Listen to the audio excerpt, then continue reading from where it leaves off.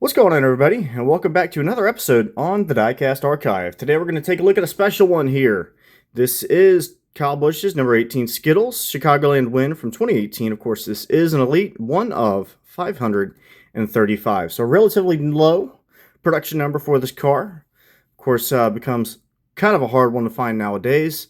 Of course, some of the things you get in the box, you do get the win sticker alongside the bag of confetti.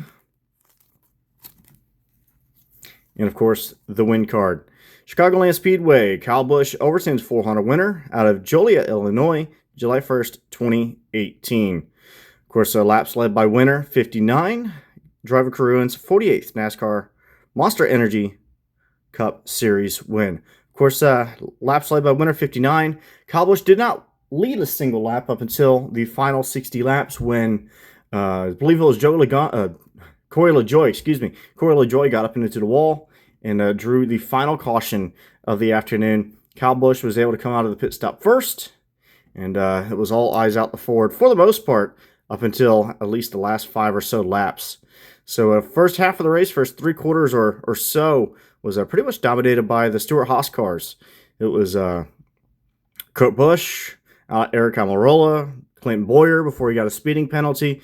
Of course, Kevin Harvick was strong all day too, but Kyle Larson was obviously also strong.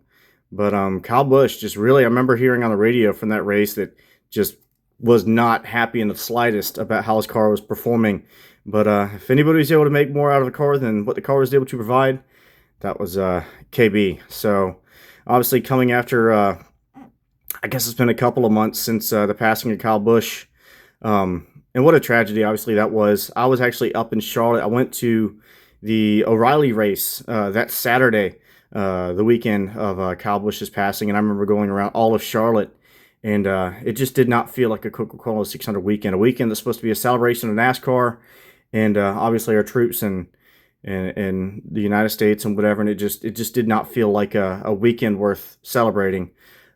Just one of the weirdest experiences that I've ever felt in motorsports. So, yeah, but, man, just one of the greatest of our era to ever get behind the wheel of a race car. And just to be gone like that was obviously tough. I remember he'd come out to my home track, Wake County Speedway here in Raleigh, North Carolina, a couple of times with Brexton. Always a pleasure to talk to him. Kind of kept to himself a little bit in the holler.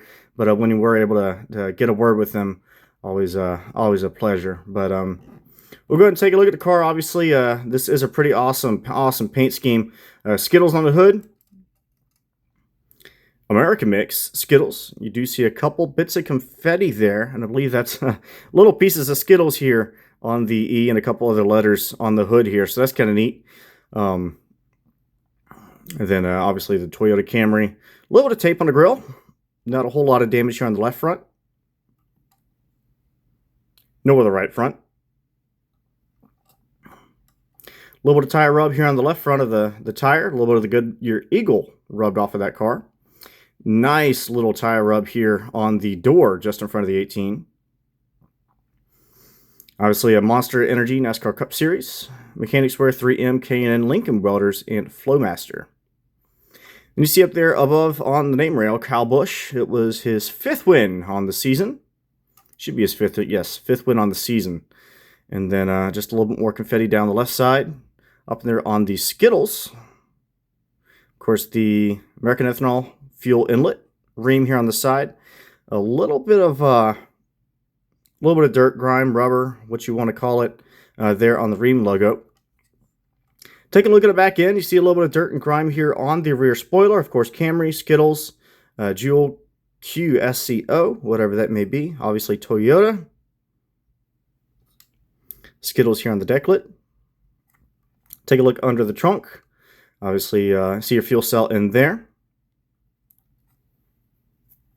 Down the right side of the car, this is the interesting side, of course, with his battle with Kyle Larson. One of the greatest battles ever to come out of the Cup Series, at least in recent memory. Obviously, with Kyle Busch versus Kyle Larson running him down in the final laps, and Kyle just honestly not really able to hold on. Larson got to him, tried to pull off the slide job in turn number 3, or off of 2, excuse me, into 1 and off of 2, was not able to quite clear him.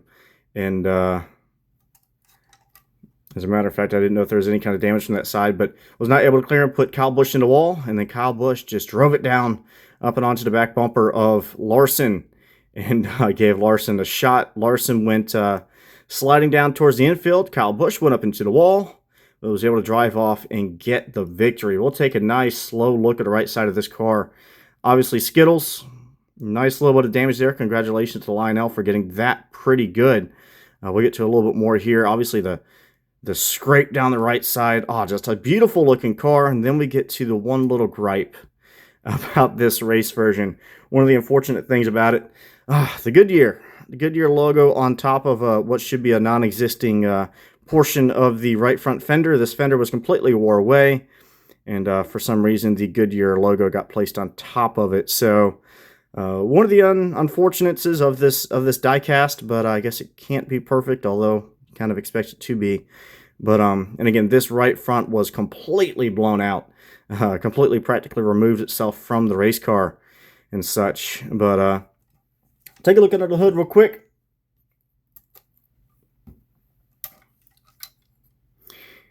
There you see the engine detail. Under the hood, Toyota. Let's go places. So again, obviously an awesome diecast, one that you don't see pop up a whole lot anymore. When it does, it's for quite a high price.